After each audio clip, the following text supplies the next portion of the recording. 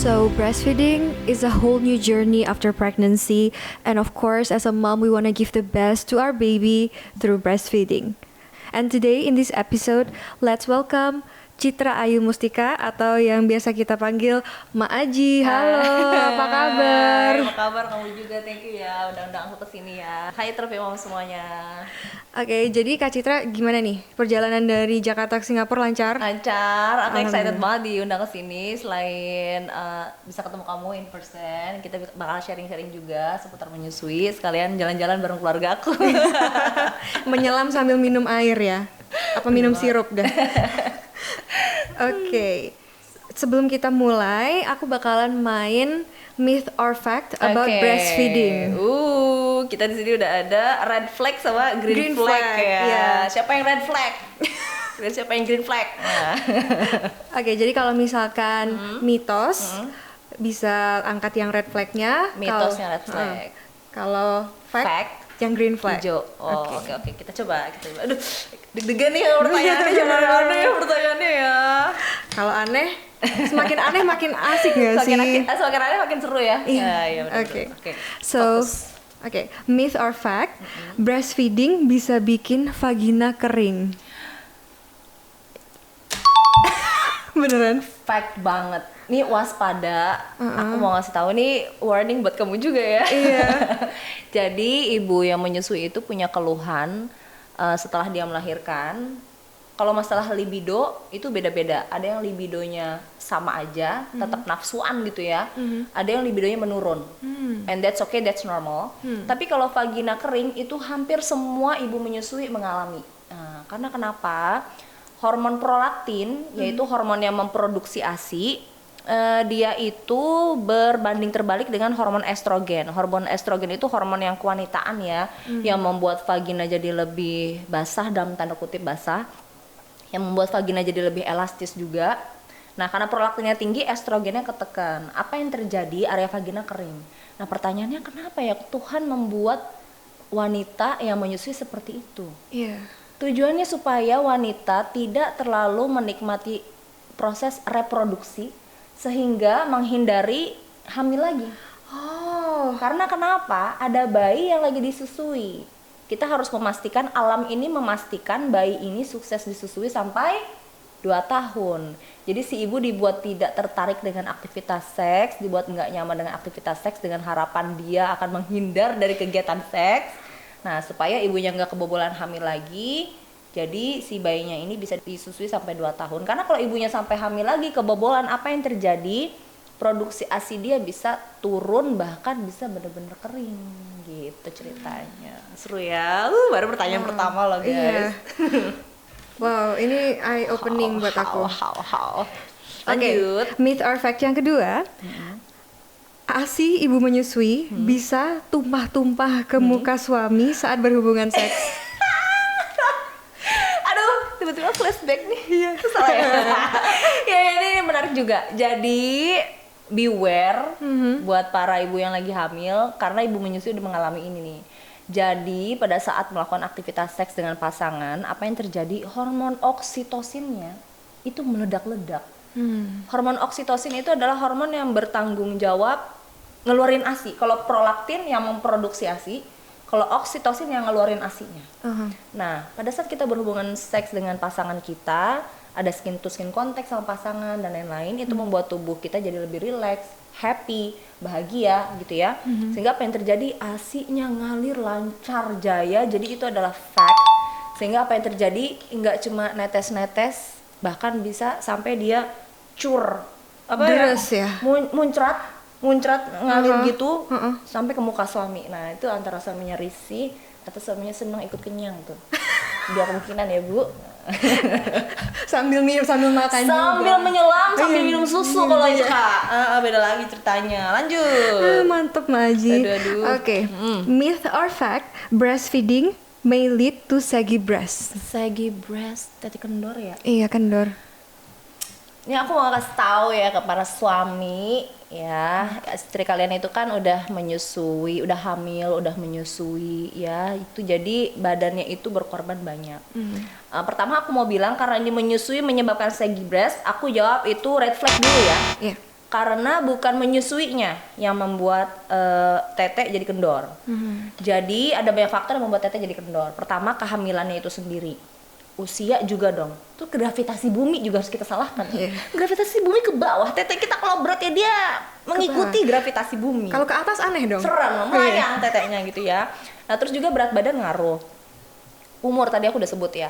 Nah, jadi bukan menyusuinya yang bikin tete jadi kendor. Tapi pada saat hamil, apa yang terjadi? Tete ibu membesar. Mungkin yang tadinya cup A, sekarang lagi jaya-jayanya tuh tetenya kan. Lagi sombong. Sombong ya kan. Karena biasanya terjadi kenaikan cup dan diharapkan kenaikan cupnya itu minimal 1 cup. Jadi kita mengharapkan memang terjadi kenaikan cup, minimal 1 cup. Karena kenapa? Lobus-lobus di dalam tete itu semuanya berkembang karena lagi mulai mensekresi susu. Ini kamu kehamilan berapa bulan? Sekarang udah masuk 6,5 sih. 6,5. Pada saat kehamilan 4 bulan ASI-nya udah ada. Jadi kenapa payudaranya membesar? Karena ASI-nya itu udah ada tapi belum bisa keluar karena masih tertahan sama hormon kehamilan. Gak cuma lobus yang membesar, pada saat lobus membesar, ligamen di tete juga ikut merenggang. Bahkan di beberapa ibu ada yang sampai ligamennya itu putus. Saking dia merenggangnya. Terus kulit tete juga ikut merenggang. Jadi semuanya yang tadinya itu tepos banget ya, pada saat membesar dia merenggang semua. Nah, terus dia menyusui anaknya. Pada saat menyusui bisa jadi lebih besar lagi tuh ukuran payudara. Nah, selesai menyusui, apa yang terjadi? Kan ASI-nya nggak ada dong. ASI-nya berhenti diproduksi. Lobusnya menciut lagi. Tapi yang lainnya udah terlanjur merenggang. Ligamennya merenggang, kulitnya merenggang. Dan itu karena udah terlanjur melar, nggak bisa kembali seperti sedia kala. Itulah yang membuat tete jadi Seakan-akan kendor ya. Seakan-akan kendor. Tapi itu sebetulnya bisa kita upayakan lagi. Bukan dibesarkan payudaranya, tapi bisa kita kencengin lagi. Nah, itu ada caranya. Dengan cara? Jadi selama kehamilan, aku saran kamu kasih krim yang aman untuk ibu hamil, krim yang tinggi kolagen. Nah, terus kamu juga banyak mengkonsumsi makanan yang tinggi protein hewani, catat ya, protein hewani. Karena di situ ada asam amino esensial, non esensial, itu yang bagus untuk membangun otot gitu ya, mempertahankan kulit juga, kolagen dan lain-lain. Terus juga latihan angkat beban. Oke. Nah, tetap itu wajib latihan angkat beban untuk membuat postur tubuh tetap baik dan juga nanti membuat semua otot-otot di area dada dan lain-lain itu tetap baik juga.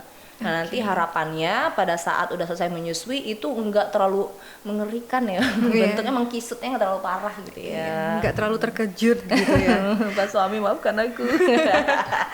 Oke, lanjut ke myth or fact yang selanjutnya. Small breast is equal to less breast milk. Red flag. Oke, itu mitos. Mitos ya. Jadi ukuran tete yang besar banget itu belum tentu bisa memproduksi ASI yang bergalon-galon. Karena bisa jadi itu besar isinya lemak tetenya, bukan lobus. Nah, tete yang kecil bisa jadi dia memproduksi ASI-nya maksimal. Karena kenapa? Mungkin lemaknya nggak banyak, tapi lobusnya banyak. Jadi pabrik ASI-nya banyak di dalamnya. Jadi ukuran nggak masalah? Ukuran enggak mempengaruhi. Jadi don't worry, yang penting manajemen laktasinya baik. Ukuran tete apapun akan bisa menyusui dengan maksimal, oke? Oke. That's good to know. Oke, myth or fact yang selanjutnya. Kalau anak mertua usia 5 bulan, 32 tahun, sering mainin payudara saat kita hamil, itu bisa memicu kontraksi. Bentar ya, aku memproses pertanyaan ini. Anak mertua 5 bulan 32 tahun. Wah, suami maksudnya. Iya. Oke. Bapak suami. Kalau dia mainin pentil bisa menyebabkan kontraksi. Betul. Iya. Ya, betul. Jadi di beberapa kehamilan pada saat ibunya mau melahirkan, kadang ada tuh dokter obgyn atau bidan yang minta suaminya untuk merangsang proses melahirkannya itu dengan memainkan si puting ibunya dengan catatan jika ibunya nyaman. Oke. Ya, jadi emang betul itu bisa memicu kontraksi. Makanya zaman dulu nih kita mengenal ada yang namanya gini, kalau mau menyusui, kalau pas lagi hamil putingnya ditarik-tarik, bilangnya gitu kan. Putingnya harus dibersihinnya tuh sampai gini gitu. Sekarang udah nggak boleh lagi kayak begitu, karena kenapa? Itu bisa memicu si ibu hamilnya merasa tidak nyaman dan bisa memicu kontraksi di beberapa kehamilan. Jadi kegiatan merangsang puting bagi ibu kehamilan sekarang udah tidak disarankan karena itu ternyata tidak diperlukan gitu. Oke. Karena susah ya nyapi anak mertua ini. Kalau anak mertua ya usia misalnya 2 bulan, 30 tahun misalnya gitu, atau usia berapapun, itu kan bayi berkumis ya. Nah, bayi tua ya. Bayi tua itu tidak boleh sampai disapi, Bu. Oh iya. Jangan sampai dia bingung puting, bahaya. Iya. Itu urusannya sampai ke akhirat, jangan ya. Pertahankan menyusuinya ya, Bunda. Kita yang salah ya. Kita yang nanti. salah. Oke. Selanjutnya, Lanjut, oke. myth or fact, ibu menyusui nggak boleh makan pedes, Oke. nggak boleh kafein, dan nggak boleh makan durian. Ini aku bingung nih ngangkatnya ya. Jadi gini, mungkin mitos atau fakta. Mitos atau fakta. Jadi gini, kalau untuk beberapa bayi, dia ada yang sensitif dengan senyawa capsaicin. Itu adalah senyawa yang ada di dalam cabai. Iya. Ya, kalau bayinya nggak ada bereaksi apapun, dalam arti dia pupnya normal, terus juga nggak ada perubahan di aktivitas menyusuinya, nggak gesi perutnya, itu ibunya silakan aja kalau makan pedas. Karena buat beberapa ibu ada yang makan pedas tuh jadi ASI boosternya dia, karena dia happy makan makanan pedas. Oksitosin ya, contohnya mau makan papa ayam yang sambal matanya level berapa ibu? Ya kan? Oke. Nah, jadi it's okay kalau ibu enjoy dengan makanan pedas dan juga bayi tidak menunjukkan gejala apapun, lanjutin aja nggak apa-apa. Terus terkait kopi nih, kafein, disarankan oleh ibu menyusui, jadi bukan aku yang nyaranin, ini memang standarnya adalah 2 cangkir setiap hari maksimal.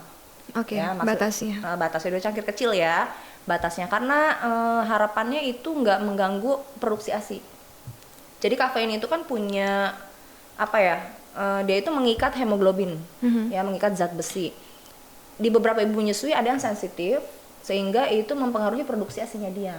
Dan bahkan beberapa bayi ada yang sensitif, dia jadi fasting, gak bisa tidur dan lain-lain. Nah, jadi kita perhatikan lagi respon dari ibu si bayinya.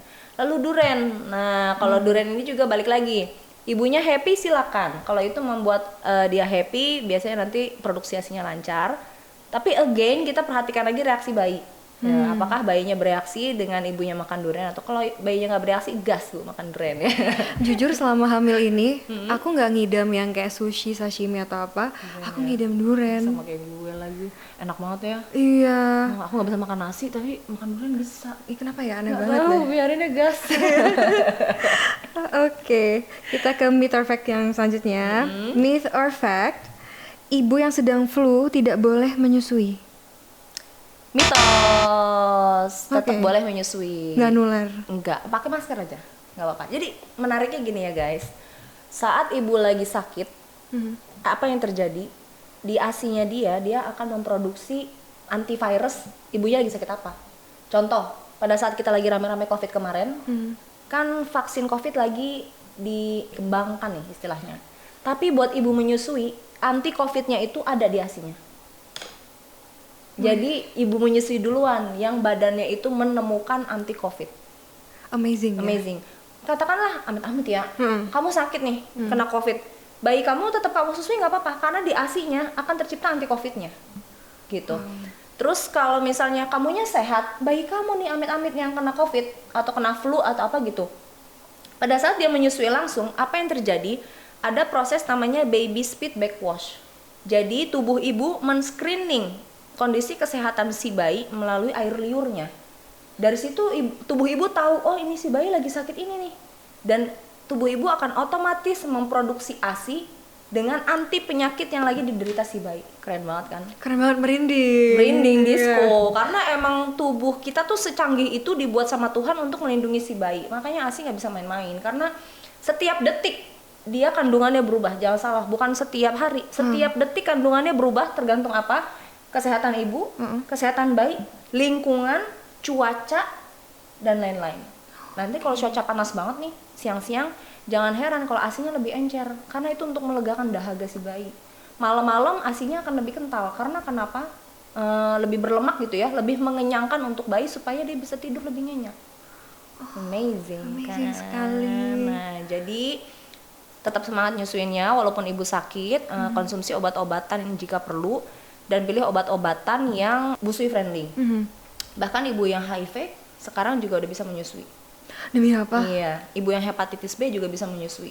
Itu ada teknik menyusuinya, ada obat-obatannya juga. Nanti biasanya butuh kolaborasi dari beberapa pendamping kesehatan. Jadi ibunya tetap bisa menyusui sampai 2 tahun. Keren kan? Wow. makanya This tetap is semangat new, menyusui. ya. Semangat. Yes, yes. Oke, myth or fact, memandikan bayi dengan ASI bisa ada banyak manfaatnya untuk kulit bayi. Oh, ini aku pilih yang ini. Oke. Fakta. Tapi kalau berdasarkan penelitian, jurnalnya, dia sifatnya masih observasional dan juga masih skala kecil. Tapi hampir semua hasil penelitiannya itu seragam.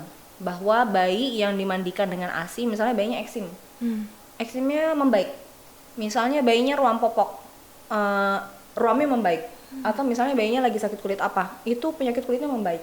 Karena memang di ASI itu kan ASI bukan sekedar air susu, ya. Dia itu life cells, ada kandungan mikroorganismenya. Jadi sel hidup yang ada di dalam ASI-nya itu ada antivirus, ada antibakteri, ada anti jamur, pokoknya ada segala kebaikan yang hidup di dalam air ASI itu. Jadi pada saat dipakai mandi, dia bisa membantu menyehatkan kulit si bayinya. Walaupun skala penelitiannya tadi masih observasional dan juga masih skala kecil, tapi hampir semua hasilnya seragam. Jadi aku pilih fakta. Tapi kalau bayinya kekurangan ASI, diminumin ya. Jangan sengaja diperut buat mandiin bayi. Jangan ya. Pastikan dulu pertumbuhan dan perkembangan bayinya tercukupi dari menyusui. Oke? Mungkin yang lebih ya. Iya, biasanya kayak aku dulu kalau boleh sharing, dulu kan aku nyusuin 2 anak ya, berbarengan. Sambil kerja juga, dulu aku kerjanya di bank, terus juga sambil bisa ngumpulin asip di freezer. Nah selesai anak aku semuanya disapih, masih ada asip tuh di freezer sampai 3. Nah itu mau diapain kan ya, mau didonorin atau apa, karena beberapa pertimbangan personal akhirnya kita pilih untuk dipakai buat mandiin anak. Dipakai mandiin anak, dibikin perhiasan, dibikin sabun waktu itu. Wow. Seru ya. Banget. Kita bakal bahas lebih lanjut nih nanti. Boleh. Oke, myth or fact bahwa breastfeeding can act as birth control. Jadi nggak mungkin hamil saat menyusui. Aku akan dua-duanya pas satu bingung ya. Karena kalau secara scientific aku harus ngangkat yang fakta. Oke. Ya, jadi dia bisa menjadi birth control dengan syarat. Jadi memang ibu menyusui itu, aktivitas menyusuinya kita sebut bisa menjadi amenorrhea laktasi. Jadi birth control. Dengan syarat ada 3. Pertama, bayinya harus disusui langsung. Artinya apa? Kalau ibu yang pumping gugur itu. Oke. Ya, karena bayinya harus menyusui langsung. Kedua, ibunya belum haid. Jadi kalau ibu selesai nifas langsung haid, berarti gugur tuh. Ya, syarat itu. Yang ketiga, bayinya berusia di bawah 6 bulan. Nah, kalau 3 syarat ini terpenuhi, aktivitas menyusui bisa menjadi amenorrhea laktasi. Tapi memang change-nya untuk ibu kebobolan hamil lagi tetap tinggi. Nah, jadi aku sarankan buat ibu menyusui yang pengen aktivitas menyusuinya sukses sampai 2 tahun, coba diskusikan dengan pasangan untuk bisa menggunakan kontrasepsi yang busui friendly, ya, supaya kehamilan ini kita rencanakan, bayinya bisa disusui sampai 2 tahun dan ibunya bisa recovery tubuhnya. Karena habis hamil lanjut menyusui itu tubuh ibu jor-joran banget ya. Jadi kita harus recover dulu kesehatan ibu juga. Idealnya itu jaraknya 3-4 tahun dari isi anak pertama. Opsi kontrasepsi untuk ibu menyusui itu ada IUD yang non hormonal. Terus ada pil KB laktasi. Pil KB itu ada yang hormonal dan ada yang khusus untuk ibu menyusui. Jadi dia nggak mempengaruhi produksi ASI. Terus juga bisa kondom. Atau opsi juga bagi suami bisa vasektomi. Atau opsi selanjutnya adalah coitus interruptus. Tapi coitus interruptus itu kalau di Indonesia disebutnya KB tendang. Bapaknya mau keluar kita tendang biar biar nggak keluar di dalam gitu maksudnya. Nah, tapi itu kan efektivitasnya nggak terlalu tinggi. Tapi kalau yang ID sama pil KB itu efektivitas dan kondom efektivitasnya 99%. Gitu. Jadi bisa jadi pertimbangan ya yang mana aja. Betul. Oke. Mak, sekarang kan aku lagi hamil nih. Ya, aduh. Idealnya tuh ya sejak kapan seorang ibu hamil belajar tentang ASI atau menyusui? Apa sekarang terlalu awal nih buat aku? Bagus banget pertanyaannya. Karena kamu tahu apa yang terjadi pada saat bayi udah lahir. Bayi udah lahir ceprot nih depan mata kita. Apa yang harus kita lakukan? Harus langsung ngasih dia makan kan? Harus langsung kita susuin dong, makanannya apa lagi kalau bukan ASI. Dan kalau ibunya belum teredukasi tentang ASI dan keluarganya belum teredukasi dengan ASI, apa yang terjadi bisa dibilang itu terlambat untuk memberi makan si bayinya, akan menghambat aktivitas menyusui. Nah, idealnya menurut WHO ya guys, ada yang disebut dengan 7 kontak laktasi. Sekarang udah diperbaharui jadi istilahnya 7 kontak laktasi plus. 7 waktu di mana ibu dan keluarga, catat ya, dan keluarga, bukan ibu doang loh yang harus diedukasi. Ibu dan keluarga datang ke konselor laktasi untuk mendapatkan edukasi dan pendampingan menyusui. Kapan aja 7 waktu tersebut? Waktu yang pertama ternyata saat usia kandungannya 28 minggu alias kehamilan 7 bulan. Jadi ibu yang hamil 7 bulan itu sudah harus datang ketemu konselor laktasi. Dan ingat, bukan ibu doang, juga keluarga serumah ya, termasuk suami. Karena kehamilan kan ada karena perbuatan siapa, kan ibu tidak membelah diri ya guys ya. Itu ada bibit yang ditanamkan dalam rahim ibu, dalam rahim ibu. Nah, maka suami harus ikut bertanggung jawab. Kan plasenta bisa ada Karena suami Iya. ya kan, sebagai provider di dalam perut ibu juga plasenta bertindak sebagai provider makanan, nutrisi dan lain-lain. Nah, terus yang kedua, waktu yang kedua kapan? Saat usia kandungannya 9 bulan. Waktu yang ketiga kapan? IMD. Jadi di momen usia kandungan 7 dan 9 bulan, ibu harus janjian sama obgynnya, sama DSA-nya supaya nanti dilakukan inisiasi menyusui dini. Terus waktu yang keempat kapan? 3 hari pasca melahirkan. Kenapa? Ini adalah waktu krusial di mana ibu sering tertipu, ASI-nya tidak keluar. Karena 3 hari pasca melahirkan, apa yang terjadi? Tubuh ibu lagi transisi hormon kehamilan ke hormon menyusui. Di masa transisi itu ASI nggak langsung keluar. Ada teknik yang perlu dilakukan supaya ibu tetap percaya diri.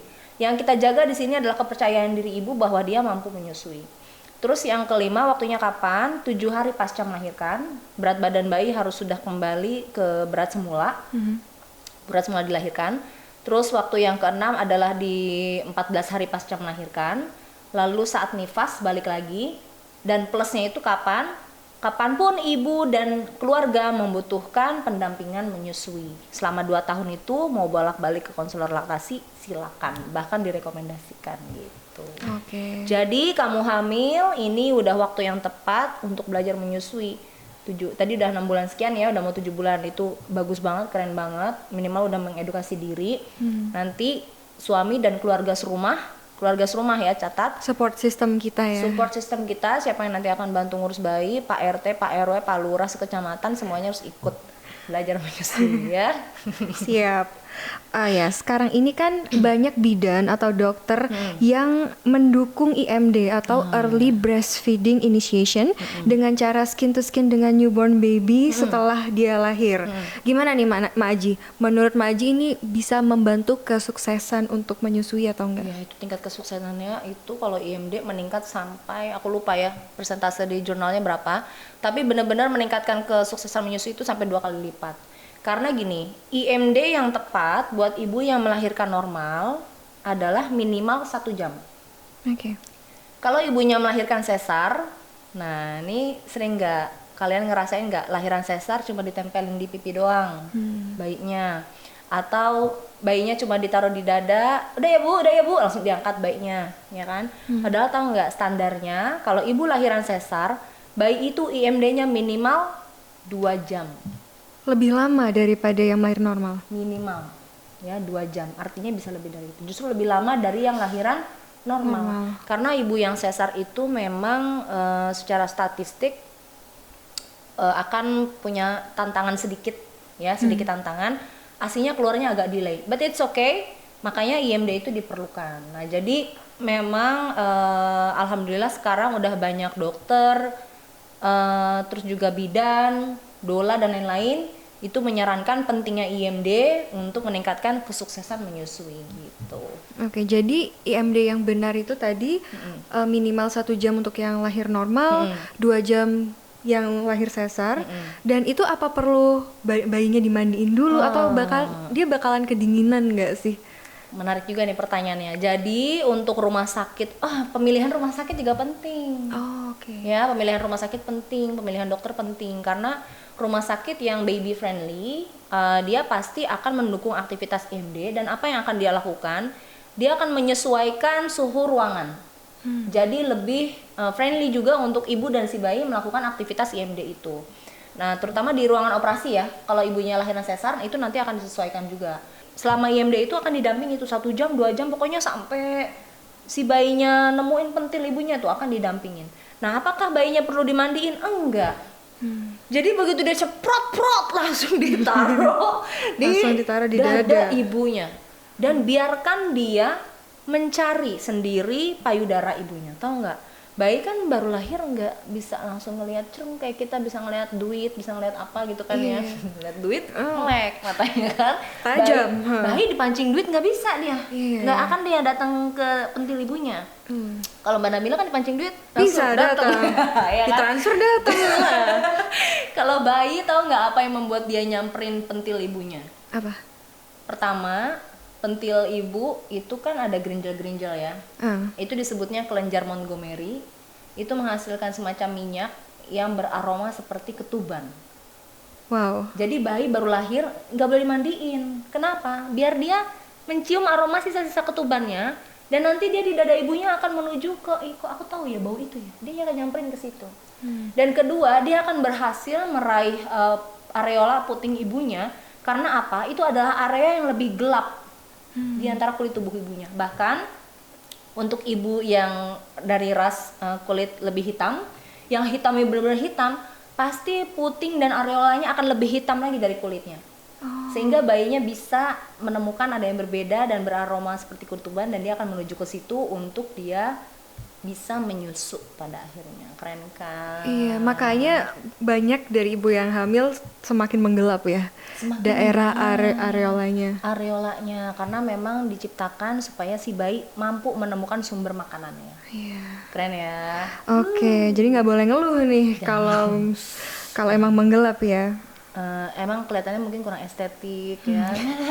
Estetik gampang lah, yang penting bayi nanti kita kembalikan lagi semuanya seperti sedia kala. Betul. Yang penting bapak jangan komplain, suami jangan komplain. Ya, ini kita mau ngasih makan anak kita nih, Pak. Oke, Pak. Oke. Dan untuk baby yang usia 0 sampai 3 bulan, kita bilang newborn ya. Itu perlu nggak sih dibangunin 2 sampai 3 jam sekali untuk menyusui? Oke. Atau on demand aja? Menarik pertanyaannya. Karena bayi itu pasca dilahirkan, dalam tanda kutip ya, setiap bayi karakter menyusuinya beda-beda. Ada yang begitu dilahirkan tidur aja kayak anak aku tuh yang pertama. Sebenarnya aku kalau inget-inget ya Allah, gue apa ya, stres banget tuh. Jadi memang waktu awal-awal aku punya anak juga, ini aku sambil sharing juga ya. Anak pertama sama anak kedua nih beda banget karakter menyusuinya. Anak yang pertama kenapa dia banyak tidur? Pertama, dia lahirnya sesar. Kedua, dia tidak IMD. IMD itu akan membuat bayi aktif menyusu. Ya. Kalau dia tidak IMD, dia akan menjadi bayi yang ngantukan dan malas menyusu. Bayangin, tidurnya bisa berjam-jam loh, sampai kita bingung nih dicolek pipinya, dicubit, bahkan sampai susternya nyaranin supaya kaki bayinya disentil sampai dia nangis baru kita wap gitu ya, taruh kasih pentil kita. Enggak juga dia ngasih, enggak juga dia mau nenen. Begitu nempel langsung tidur. Padahal kita harus ngejar berat badan bayi ya. Betul, 3 hari pertama kan memang akan turun beberapa persen, tapi seminggu kemudian si bayi diharapkan harus sudah naik berat badannya ke berat lahir, kembali ke berat lahir. Nah, maka dari itu kalau bayinya punya karakter banyak tidur seperti itu, apa yang perlu dilakukan? Mau nggak mau ibunya harus rajin skin to skin, kangaroo care, supaya bayinya itu aktif menyusu terus. Ya, kita dekatkan dia dengan sumber makanannya, itu harus kita lakukan. Terus juga gini, kalau misalnya bayinya bener-bener banyak tidur, yang dia udah di skin to skin apa segala macam nggak mau, ibunya aku saranin pumping di awal, terutama di 3 hari pasca melahirkan. Ya, jadi memang ini akan melelahkan, tapi itu resultnya akan sangat luar biasa. Jadi nanti begitu bayi menyusu, udah mulai aktif menyusu, produksi ASI kita juga udah membaik, gitu. Nah, bayi aku yang kedua, anak aku yang kedua, dia tipe yang aktif menyusu. Dia lahirnya sesar juga, tapi apa, dia IMD. Aku ganti rumah sakit. Nah, karena dia IMD, dampaknya apa? Menyusunya aktif banget, sehingga aku nggak perlu bangunin, nggak perlu aku skin to skinin terus gitu ya. Pokoknya standar aja, nggak ada treatment khusus gitu. Jadi enak, dia feedingnya on demand, tergantung kemauan si bayinya. Nah tinggal kita pantau tanda kecukupan ASI si bayi. Dari mana kita tahu dia minum ASI? Apa jangan dia ngempeng doang? Kan kita bisa ketipu, kan nggak kelihatan itu ASI yang diminum berapa banyak. Nah caranya gimana kita bisa tahu si bayinya benar-benar minum ASI? Ada yang disebut dengan tanda harian, ada yang disebut dengan tanda bulanan. Kalau tanda harian bisa kita lihat si bayi itu akan pipis minimal 5-6 kali sehari, ditandai dengan diapersnya itu basah. Ya. Lalu dia akan pup. Pupnya itu warnanya kalau di awal-awal kehijauan, di usia-usia awal kehijauan. Kesini-sini dia warna pupnya akan menjadi kekuningan, emas kuningan, ibu suka emas ya. Ya, gold. Gold. Nah, anak kita itu warnanya harus gold juga. Itu artinya dia menyusunya optimal. Lalu tanda bulanan itu apa? Kenaikan berat badannya sesuai dengan kurva. Nah, jadi harus kita pantau pipis, pup dan pertumbuhan si bayi setiap bulan gitu. Oke. Kenapa sih menyusui itu harus 2 tahun? Aduh, kenapa sih nggak setahun aja capek? Iya, kenapa nggak cuma ya udahlah selesai 1 Boleh tahun? nego nggak Ma? Negonya gue ya. Jangan dong. Ini menarik pertanyaannya ya. Thank you banget udah nanya ini nih. Pertama, kalau untuk yang muslim, jadi perintah menyusui itu bukan cuma dalam kitab Al-Quran aja. Semua agama memerintahkan menyusui. Ya, dalam Islam, Kristen, Katolik, Hindu, Buddha. Kalau Hindu itu malah 630 oton atau setara 1,5 tahun. Nah, kalau di Islam itu keterangannya jelas. Kalau di surat Al-Baqarah disebutnya menyusuilah sampai 2 tahun rekomendasinya. Dan di surat Al-Luqman itu disebutnya itu adalah masa hamil hingga menyusui adalah 30 bulan. 30 bulan tuh artinya hamilnya 9 bulan, berarti menyusuinya 21 bulan. Nah, ini bagi yang muslim.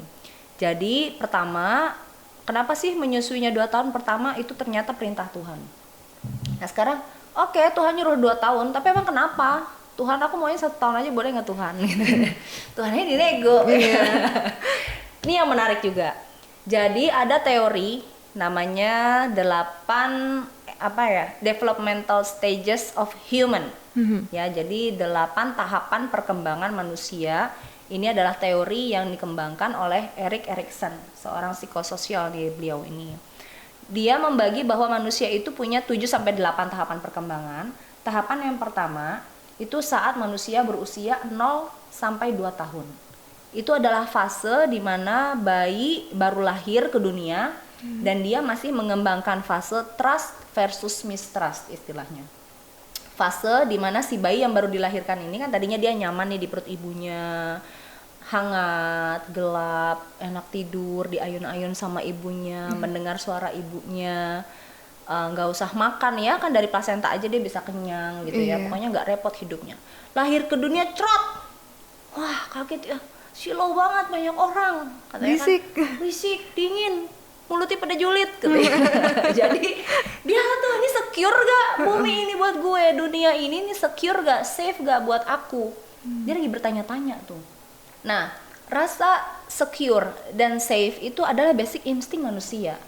Nah, jadi bayi yang baru dilahirkan ke bumi, ke dunia, dia akan aktif tuh basic kebutuhannya, safe dan secure. Dari mana dia merasakan safe dan secure itu? Dari dekapan ibunya, aktivitas menyusui itu sendiri.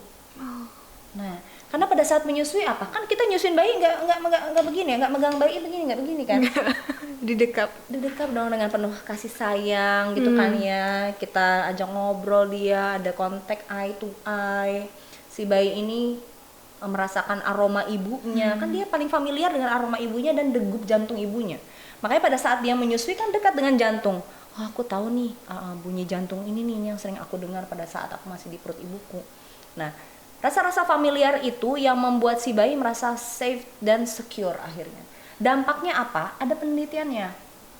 Jadi bayi yang semakin panjang durasi menyusuinya bahkan sampai 2 tahun, di masa yang dewasa dia akan menjadi sosok yang punya kecerdasan emosional yang lebih tinggi, yang lebih baik daripada anak yang tidak disusui. Nah, jadi terjawab sudah ya kenapa 2 tahun, karena kita harus memenuhi hak si bayi dalam perkembangan fase trust versus mistrustnya itu sendiri. Jadi bakal lebih bagus juga mental health-nya berarti. Mental health-nya oke. Jadi menyusui itu kalau apa ya, we're not talking just about nutrition. Jadi ada yang disebut dengan non-nutritional needs, emotional needs dan lain-lain. Nah itu yang dipenuhi juga dari aktivitas menyusui gitu. Oke, luar biasa. Dan sekarang ini banyak new moms yang stres setelah melahirkan, belum lagi baby blues. Dia tuh ngerasa mau give up terlalu awal karena merasa breast milknya itu nggak cukup untuk babynya. Jadi akhirnya ngambil shortcut, ya udah pakai formula milk. Menurut Ma Aji nih, gimana? Do you think it's the right decision atau gimana? Oke, this is a very unique question ya. Karena gini, tugas kita sebagai konselor laktasi, dokter laktasi, tugas kita adalah mengedukasi, menyampaikan manfaat menyusui baik untuk bayi dan ibunya, dan keluarga dan bumi. Jadi manfaat menyusui itu bukan cuma lokal, manfaatnya itu global, manfaatnya sangat besar ya. Yang pertama, terus selain manfaat menyusui yang kita sampaikan juga apa? Resiko dari jika bayinya tidak disusui. Nah, edukasi itu kita sampaikan, termasuk juga bagaimana manajemen laktasinya supaya ibu bisa menyusui. Segala cara pasti kita akan upayakan. At the end, apa yang harus kita hormati yaitu adalah keputusan si ibu. Oke. Nah, jadi kita semua di sini tahu ya bahwa menyusui itu yang terbaik, apa segala macam. Yang ingin aku sampaikan ke para ibu, kalau menemukan obstacles menyusui, kesulitan menyusui, opsinya bukan give up. Ya. Opsinya adalah konsul. Cari solusinya. Cari solusinya. Either konsultasi ke dokter atau konselor laktasi atau diskusi ke sesama moms, peers. Karena dengan dukungan pertemanan yang senasib gitu istilahnya ya, si ibu merasa punya teman, merasa punya support, merasa tidak sendirian. Karena itu yang membuat ibu sering give up adalah karena dia feels alone. Iya. Dia merasa sendirian, dia merasa tidak ada yang support, dia tidak percaya diri akhirnya. Dan 90% kasus gagal menyusui itu adalah ibunya tidak percaya diri. Bukan karena masalah medis. Bahkan masalah medis ibu menyusui aja sekarang bisa ditangani dengan obat-obatan, akupunktur dan lain-lain. Jadi 90% kasus menyusui adalah masalah percaya diri. Jadi support dari sesama itu penting. Ibu juga opsinya aku sarankan pokoknya selama ada kendala menyusui jangan ragu untuk konsultasi dan sekali lagi ngobrol sama ke sesama teman-teman yang lagi menyusui juga gitu. Iya, benar. Kalau ngobrol sama suami mungkin nggak akan paham ya. Bapak kan pentil suami itu kan untuk hiasan dunia ya. Useless ya, nggak ada. Hanya untuk pajangan dunia. Tapi sebenarnya tau nggak, Bapak juga bisa ngeluarin ASI loh. Ini apa? Tapi jangan ya. Karena nanti tugas menyusui salah ini sono. Tugas menyusui sekali lagi ibu ya. Jangan coba-coba ya. Bapak cari duit aja dah. Tapi bisa loh. Ada tekniknya, tapi jangan. Oke.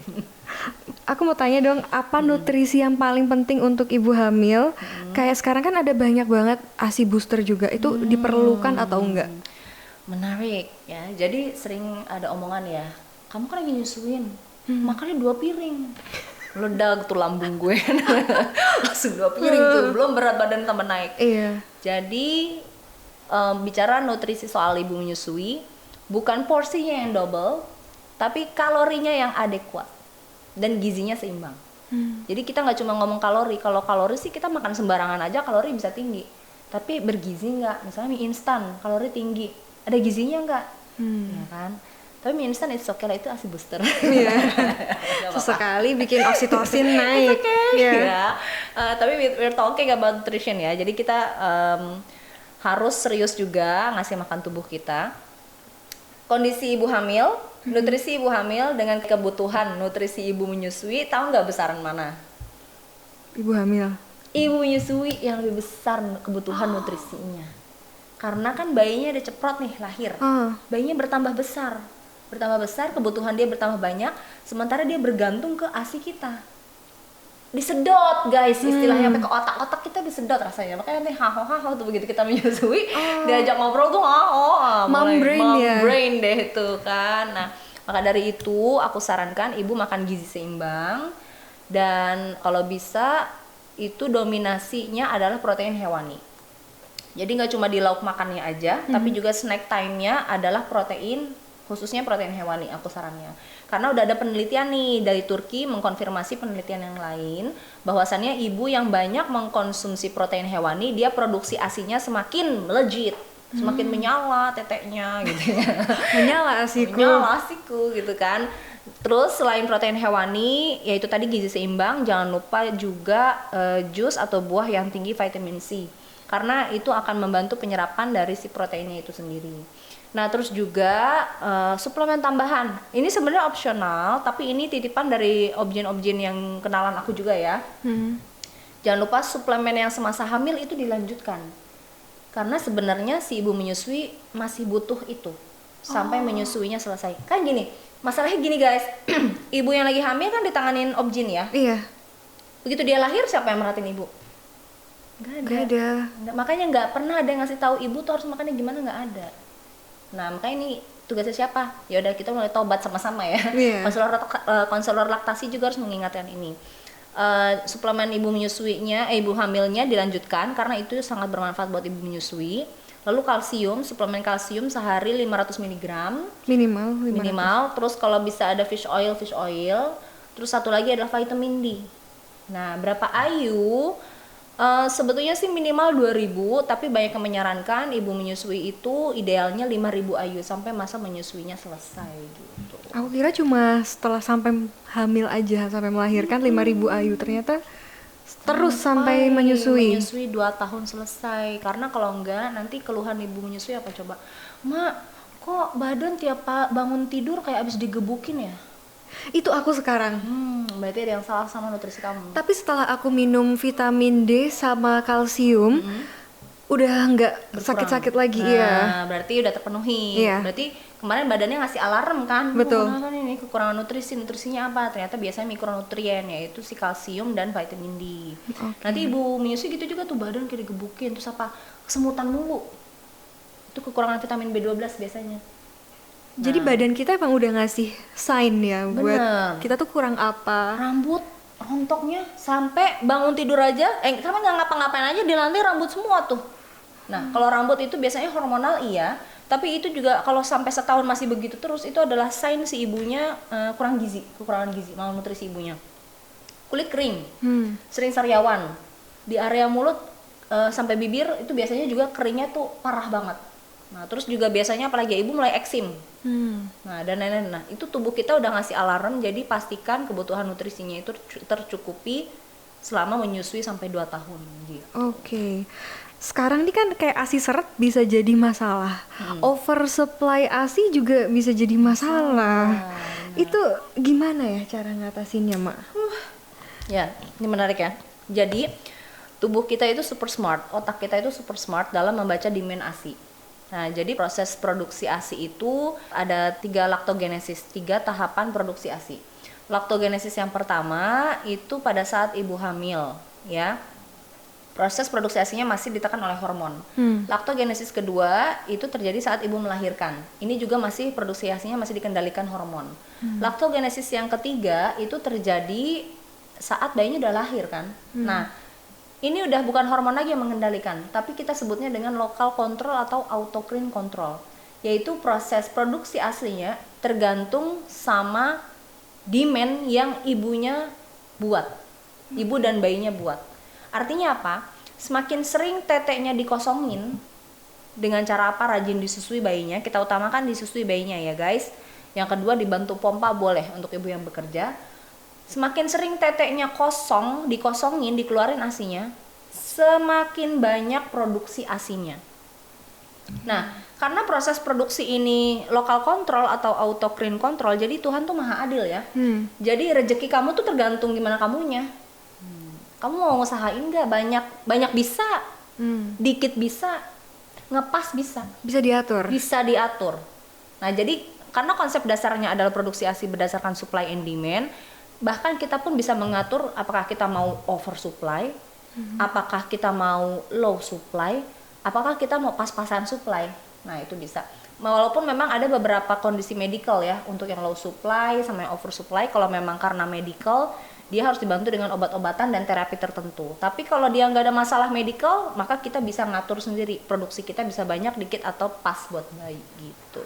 Oke, aku baru aja tahu kemarin kalau ASI yang berlebihan yang kita stok di freezer itu bisa dijadiin milk powder yang bisa tahannya 2 sampai 3 tahun. Pernah denger nggak sih? Aku suka banget nih berdiskusi ini. Oke, menarik. Itu gimana, nutrisinya masih ada atau hilang? Ya, pertanyaan tentang Nyaranin nutrisinya nggak? ya. Iya. Oke, dan itu disarankan atau enggak Iya, gitu ya? heeh. Menarik nih. Jadi gini, ibu di dunia ini punya banyak profesi.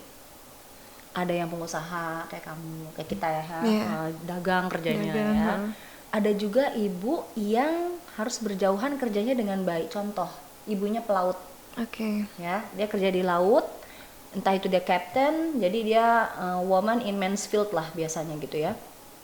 Atau dia kerjanya di oil, perkebunan. Ini follower aku nih yang mengalami sendiri, sehingga dia baru bisa ketemu bayinya itu mungkin 3 bulan sekali, 6 bulan sekali, atau bahkan setahun sekali. Nah, tapi mereka punya tekad yang tinggi untuk menyusui, ya, tekad yang tinggi untuk menyusui.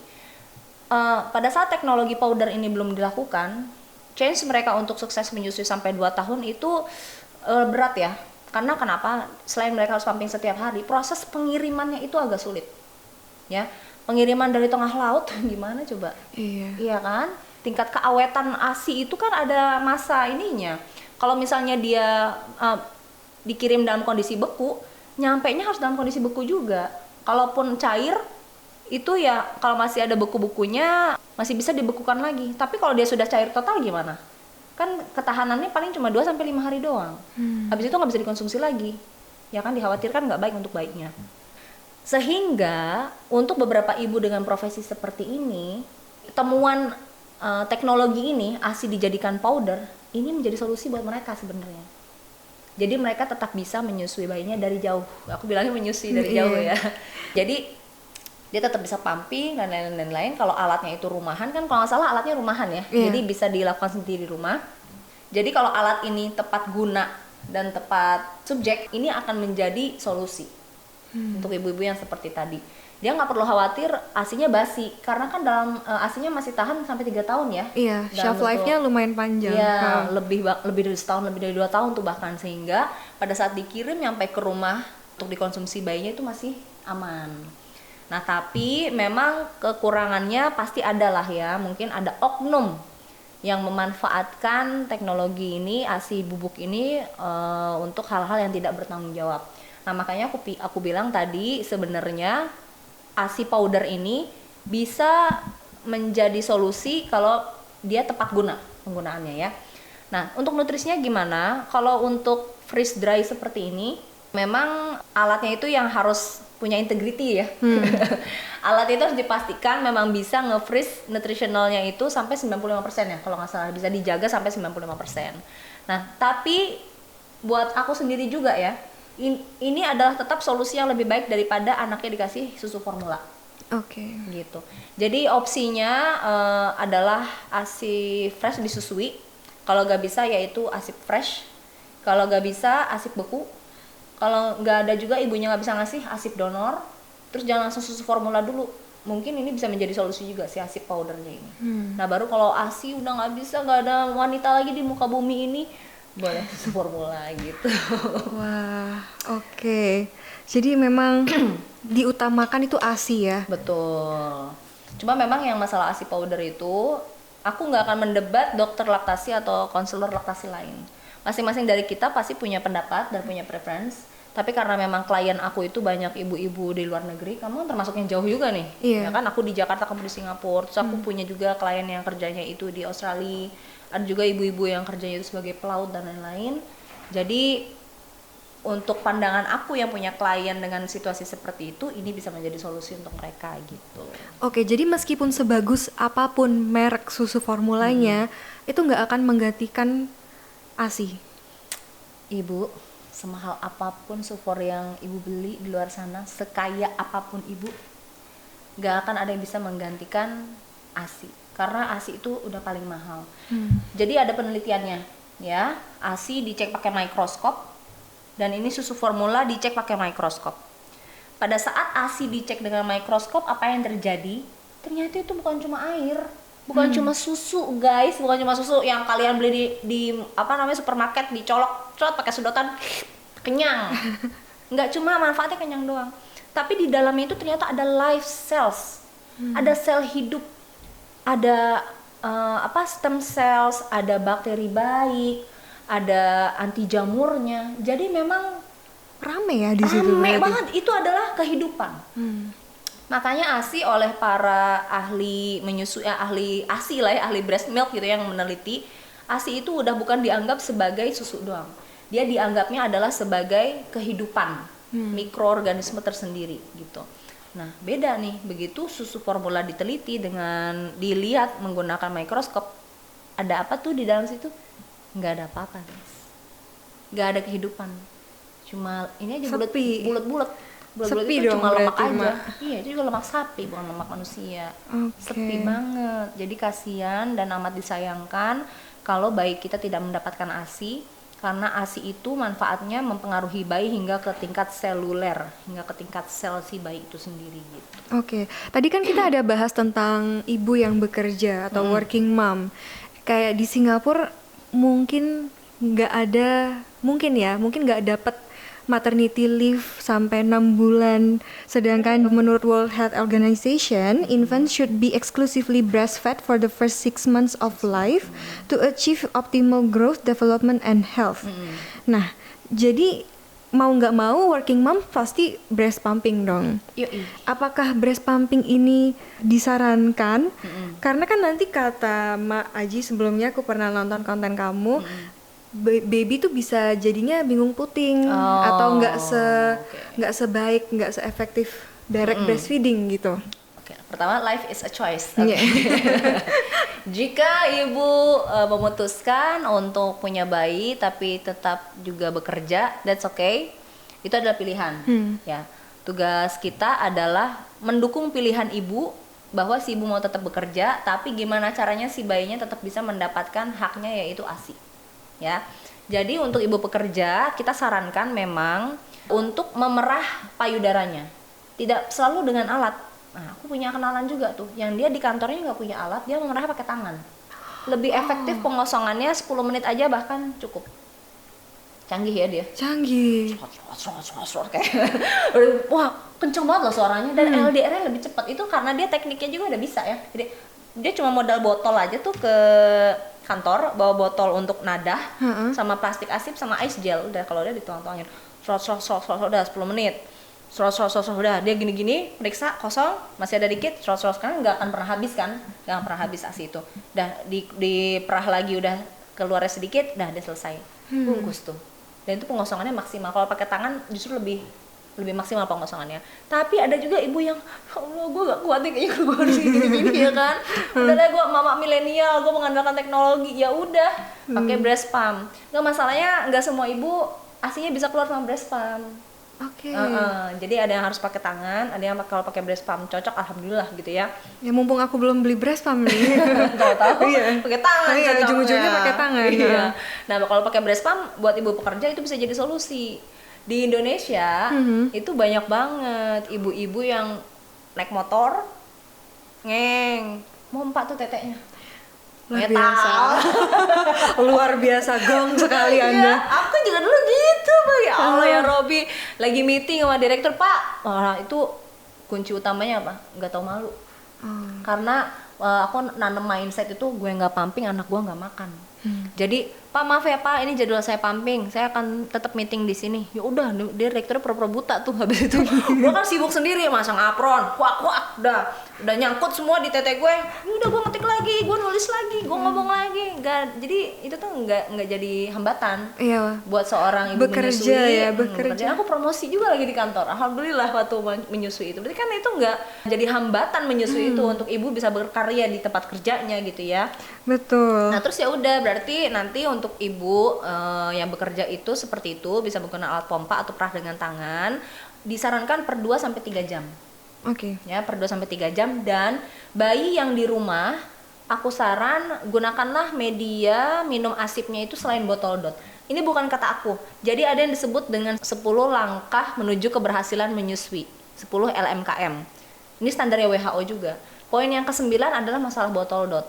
Kalau dulu tahun berapa ya aku lupa, itu tidak disarankan menggunakan botol dot. Pokoknya disarankan media lain, tapi keputusannya kembali lagi ke tangan ibu. Nah, jadi lebih halus bahasanya. Kamu tahu nggak, sebetulnya aktivitas menyusui itu, bayi itu mulutnya bukan ngedot loh, bukan. Jangan dikira aktivitas menyusui itu buat si bayi itu sesimpel itu. Bayi kalau mau menyusu, kalau dia mau mengeluarkan ASI dari payudara ibunya, dia melakukan aktivitas namanya memerah dengan mulutnya. Dan itu membutuhkan lebih dari 40 koordinasi otot mulut dan wajah supaya dia bisa memerah ASI ibunya.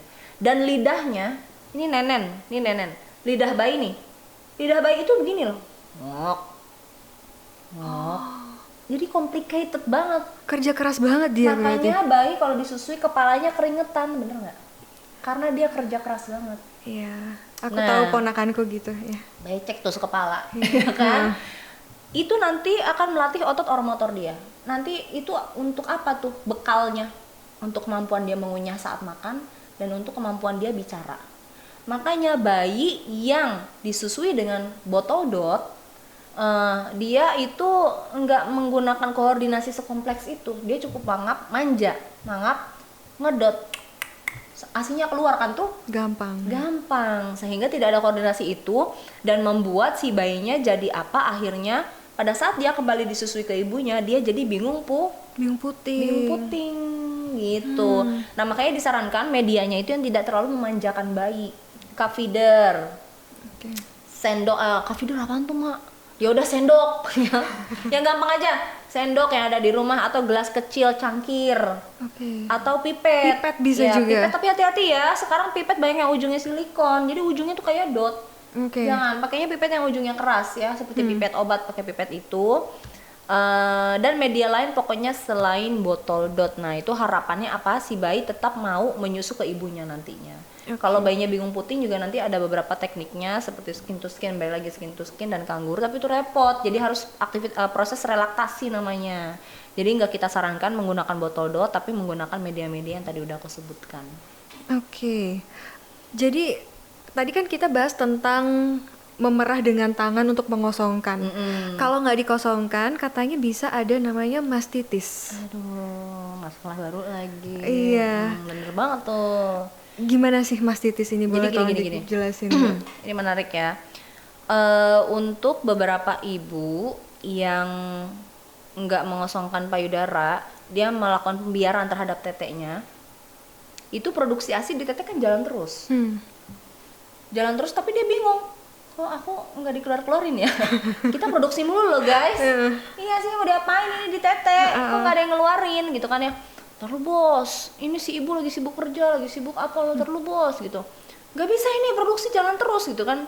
Sehingga apa, payudaranya tambah besar, akhirnya apa, dia mengeras.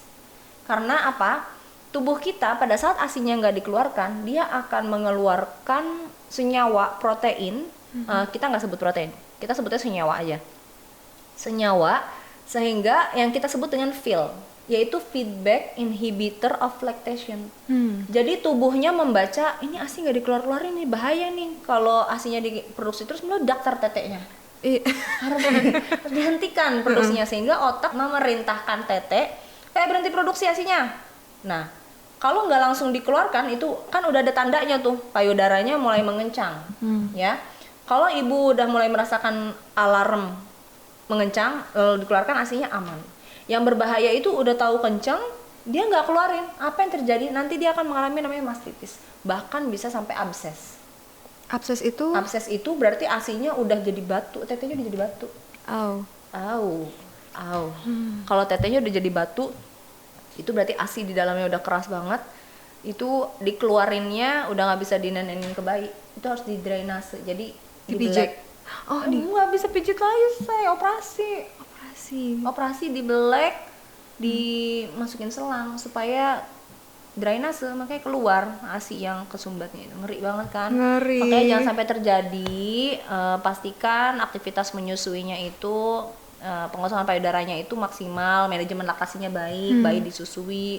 Kalau ibu kerja boleh dibantu pompa, dijaga jangan sampai oversupply, kita hindari jangan sampai terjadi namanya mastitis gitu. Ini out of curiosity aja ya. Aku sering nonton di sosial media, ada ibu yang udah mulai mencet-mencet payudaranya waktu di hamil. trimester 3. Itu kayak katanya untuk ngumpulin kolostrum. Oke. Itu bisa dipakai nggak waktu nanti anaknya udah lahir, atau disaranin atau nggak sih? Tidak ada yang melarang. Tapi itu kalau ibu hamil mau melakukan itu, dia akan merasa tidak nyaman dan akan memicu kontraksi sebenarnya. Jadi tidak ada yang melarang, tapi tidak disarankan. Karena yang kita khawatirkan adalah memicu kelahiran dininya itu karena kontraksinya itu. Tapi masalahnya gini, ada ibu yang lagi dari hamil, dia itu asinya udah rembes sendiri. Daripada ngerembes ke BH, mendingan ditampung. Nah, jadi ditaruh biasanya tuh di suntikan yang kecil-kecil itu ya, apa namanya, spuit apa ya, yang cuma ukuran 0,1 mili. Nah, itu ditampung di situ, dibekukan ya, pakai freezer yang khusus, maka freezer khusus ASI ya, supaya tahannya lebih lama. Nanti kalau bayinya udah lahir mau dikasihin boleh. Oke. Jadi emang itu menarik banget. Bahkan ASI-nya itu soalnya masih kolostrum ya. Kalau saat ibu lagi hamil itu kolostrum, itu kandungan nutrisinya luar biasa. Bahkan untuk immunity-nya itu tinggi banget. Nah itu bagus banget. Tapi memang dia sifatnya agak laksatif, akan bikin bayi mules. That's okay, karena memang bayi yang baru lahir itu kan dia perlu mengeluarkan kotoran-kotoran di perutnya ya. Gak laksatif, tapi itu bagus banget. Bahkan itu bisa dikatakan kolostrum itu bisa dikatakan imunitas pertamanya si bayi. Jadi kalau mau dikolek silakan, kalau ibu nyaman. Tapi kalau apalagi kalau asinya rembes-rembes. Tapi kalau asinya gak rembes-rembes, ibu mau meres teteknya sendiri sampai keluar, kalau ibunya nyaman silakan. Kalau nggak nyaman, apalagi sampai memicu kontraksi, Mendingan nggak usah. later aja kita susui si bayi pada saat bayinya udah lahir gitu. Oke. Last question nih. Udah last question. Iya, last question. Aku mau nanya dulu. Apa? Setelah kita ngobrol gini, sekilas kamu udah bayangan gini? Iya, udah gimana ya? Excited, tapi wah ini challenging juga ya. Kayak bab baru abis melahirkan. Betul. Kita sebut dengan fourth semester. Fourth trimester. Benar. Last question. Oke, last question. Menurut Mbak Aji, apa yang harus suami lakukan untuk memberi support kepada ibu menyusui? Karena banyak suami yang nggak tahu nih gimana caranya mendukung istrinya. Ini good question ya. Gimana ya jawabnya ya? Jadi gini, ini asumsinya ibu berada dalam pernikahan yang ideal. Suaminya ada. So, suaminya bertanggung jawab untuk memastikan semua kebutuhannya terpenuhi. Tapi kalau ibunya berada dalam pernikahan yang tidak ideal, dalam arti dia sendirian, that's okay.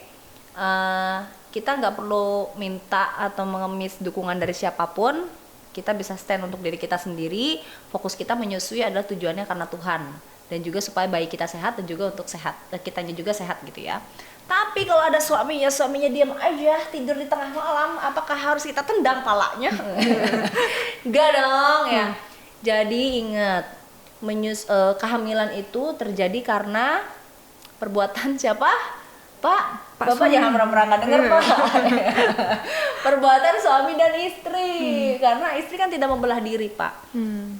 Nah terus dalam tatanan rumah tangga nih, tatanan sosial, agama dan lain-lain, siapa sih yang paling bertanggung jawab memastikan keluarga itu dinafkahi? Suami dong. Lalu apa nafkah bagi bayi yang baru lahir? Salah satunya ASI. Karena mau di order dimanapun nggak ada. ASI itu cuma ada di istrinya, cuma bisa diproduksi oleh sang istri. Sapi di New Zealand aja Pak, saya cuma ngasih tahu itu tanahnya berhektar-hektar Pak, cuma buat menghasilkan sesuatu yang berbahagia. Ya jadi pastikan Bapak bisa memenuhi segala kebutuhan fisikal, emosional, istri, apapun finansial dan lain-lain yang dibutuhkan istri, supaya istri bisa menyusui dengan hati yang tenang, ya. Karena aktivitas menyusui itu buat orang yang tidak mengerti, kelihatannya tuh kayak cuma kamu ngapain sih tiduran aja. Dia nggak tiduran Pak, dia lagi kardio kalau mau tahu.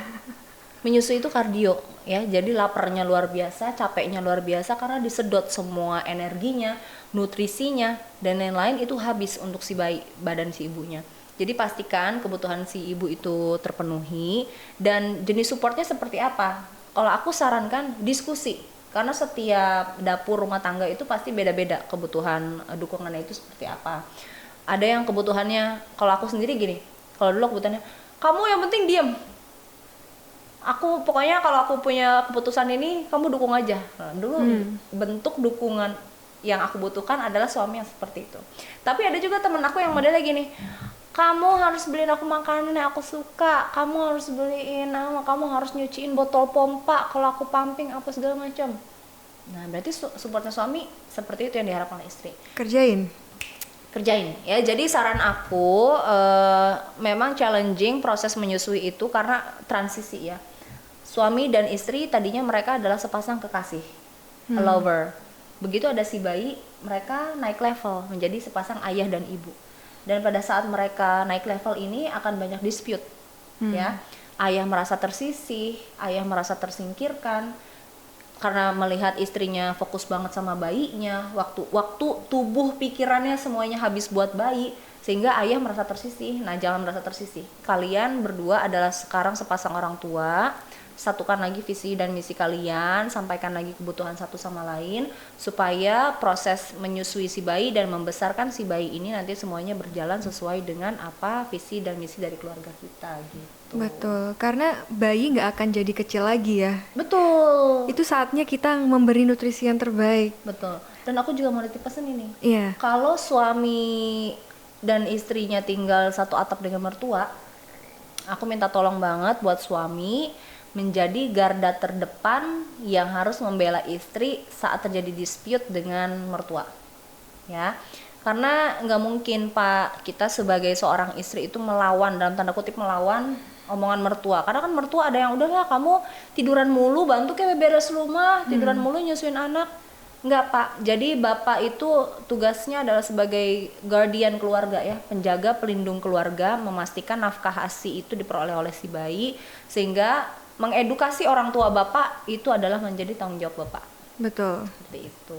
Wah, aku juga suka nih salah satu quotes-nya Mak Aji yang aku pernah baca untuk menutup podcast ini. Gimana deh Mak, yang menyusui itu nggak cuma modal keras kepala. Menyusui itu keras kepala aja nggak cukup, menyusui itu butuh keimanan dan juga takwa kepada Tuhan. Itu dia.